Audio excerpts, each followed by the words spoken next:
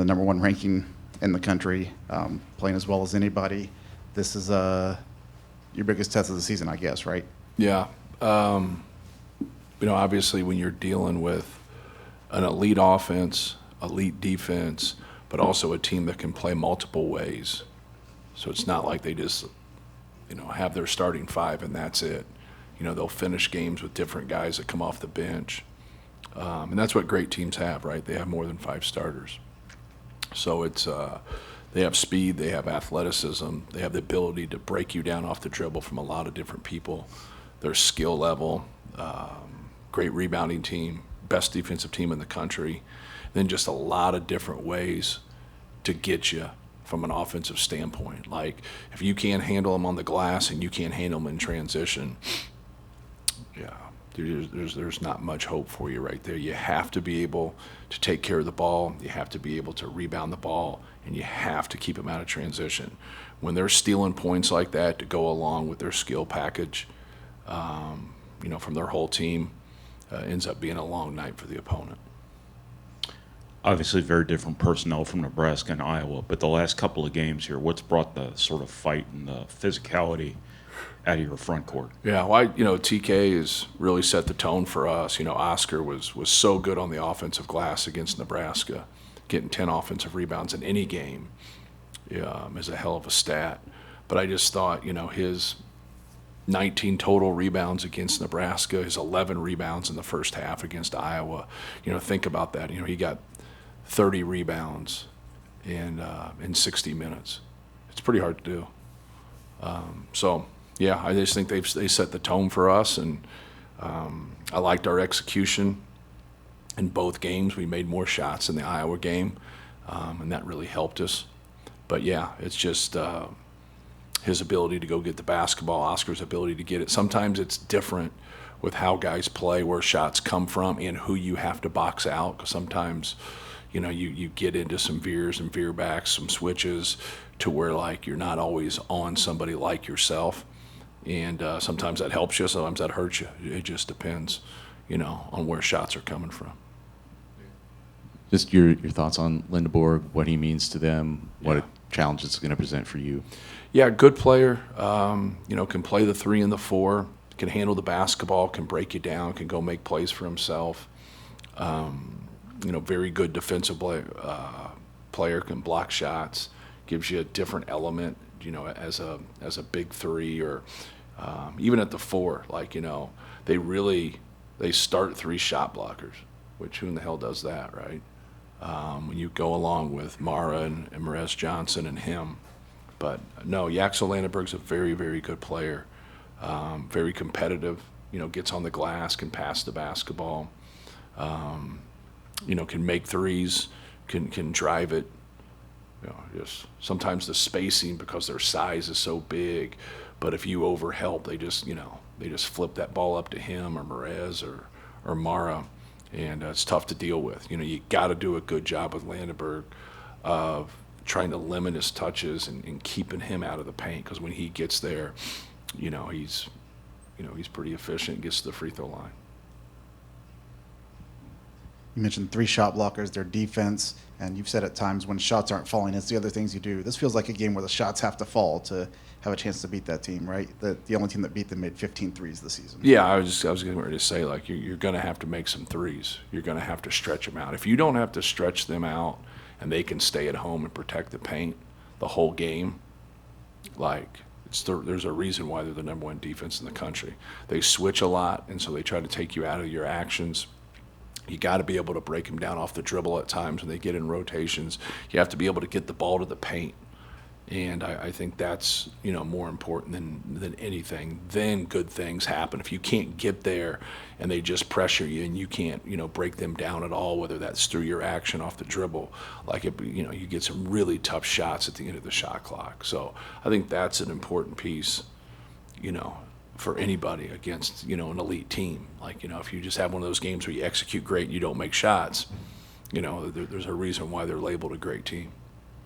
How has your background playing with, as you'd call, ultimate size at Purdue informed your perspective when you have to play teams like Michigan, teams that have the sort of size that Purdue's traditionally had? Yeah, well, you just, you know what works and you know what doesn't work. You know what gives you the best chance. So, like, if you have to defend them, like there's just certain things that you're going to have to give into. Like when we had Zach Edey, if you just let us get everything, like we were going to probably win the game. He was just too good of a player. But if you took something away and then we weren't on top of our offensive game, it was, that's where things gave us, a little bit more trouble. So I think with those guys, you have to understand, when he's deep versus when he's not deep, more or less. And that was kind of how Zachary was. When he's deep, man, it's a hard cover. It's a tough cover. You got to do your work early. If you don't do your work early, you're either getting scored on or you're fouling them. But it's depends. Like their ball screen coverage, sometimes they'll be up, sometimes they'll be more of a deeper drop. Just kind of depends on who they're playing and what they're doing. And there's gonna be space there when you have somebody that big. It's how you manipulate the defense and what you do with that space. And I think that's an important, piece of the game, just the reads you make out of it. But it's not one of those things that's just carte blanche. That's, hey, do this and it's going to definitely work. There's reads to it. And anytime you have the length on the ball to go along with that kind of size in a ball screen, it's easy to look on tape and say, here's what you should do. But it's a lot harder to get that job done. Matt, you've got a lot of seniors who don't have many games left here. How are they handling it just as people? And then are there like words of wisdom that you give them just to kind of handle the last little bit? I haven't given them any words of wisdom. We just moved to the next game, more than anything. We just moved to the next game and, had a good win versus Iowa, and now you move to Michigan. And then, after that, I think things, kind of set in what you're talking about when you get to your last game. It doesn't, like, you're not 6 games away and you start to think about it. You start to worry about things. Like, now you just move to the next game. And we want all these games to be meaningful games. And the only way for us in the situation we're in is by keep winning. Because if you don't, now, like, you're going to get separated from trying to win a championship. Like, you're not winning the Big Ten if you can't win this game. You're just not, because I don't know how many losses they'll get.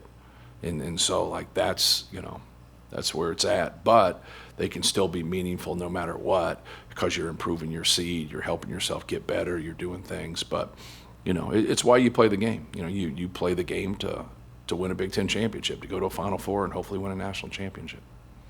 When you talk about program development, is Trey kind of the poster child for that, being a guy who redshirted, then was a guy coming off the bench, then he's a starter, but he's not getting a lot of shots? Right. Becomes one of the dominant scorers in the league, and now he's one of the dominant rebounders in the league. Yeah, no question. He's had to sacrifice a little bit here and from a scoring standpoint. And if you look at the great teams, in college basketball, and you look at the size they have, not all the great teams are like big, but most of them are. In terms of having quality front lines and, the reigning national champions, you look at Florida, you look at Michigan, you look at Arizona, you look at Duke, like you just, across the line, Iowa State,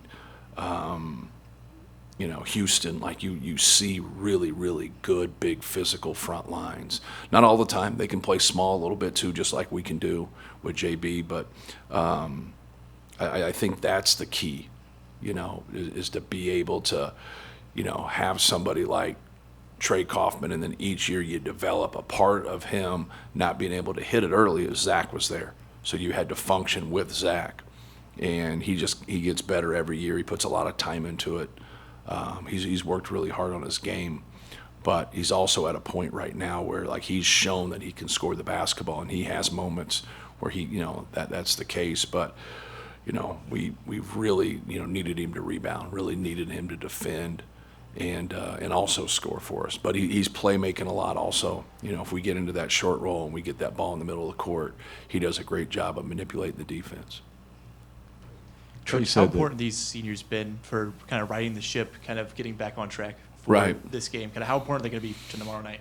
Yeah, most seasons you're going to have a dip somewhere. A lot of times multiple dips, right, where you lose. Last year I think we lost 4 in a row. This year we lost 3 in a row. We still get to the Sweet 16, but we don't win our league. And so, like, you got to be able to get through those times and get better, why you're struggling a little bit. But, it's just one of those things where, you're just trying to grow as a group. We've stayed with the same starting five, the whole year. I think we'll have some times where, some guys will finish that come off the bench for us, other times not. And most of the time it's been our starters. So yeah, just trying to, we've won 4 in a row with 3 of those being on the road. Our game that we probably played poor in those 4 games was our home game. We didn't play great there, but I thought they did some good things. We missed open shots. We get into that rut sometimes where we let that affect us, where we are efficient, get good shots, miss good shots, and then it kind of affects the rest of the game where we just can't get to where we play as well. But I liked that game for us because I don't look at us as a great defensive team. There's nights we're good, but we finished off that game by having 7 straight stops. And so you learn to win it differently, like winning our game against Iowa here. They really had some guys make some shots that don't normally make shots. But we finished it off by just being, elite offensively in that last 10 minutes of the game. You said you don't look at this team as being a great defensive team.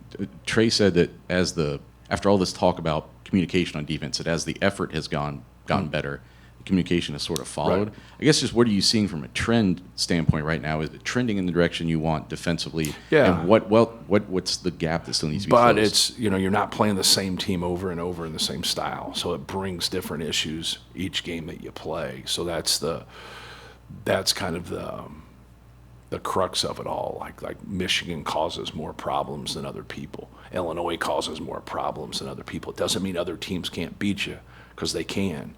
But when you put that much skill and talent out on the court, at the same time, it gets really difficult sometimes in decision making in terms of what to do. When it's a little bit less, it helps us. It really helps us. So you just keep going. There's certain things that are going to stay the same from game to game. There's certain things that'll change at times. And I think for us, some of the things that you mentioned, communication can't be an issue. Right? You got to communicate out on the floor. You got to be in a stance. You got to be ready. You got to be talking about what's going on and just helping your cause. So, yeah, it's all, one thing can kind of lead to another. You play well offensively, it helps that because your defense is set a lot more. If we're turning the ball over or we're in transition a lot because of misses, it just makes it harder for us. But it makes it harder for everybody. You can't control sometimes making and missing shots, but you can control taking care of the basketball. So those are the things that you just don't want, those type of live ball turnovers, because it's really hard, especially with a team like Michigan, who's one of the best in the country, if not the best in transition.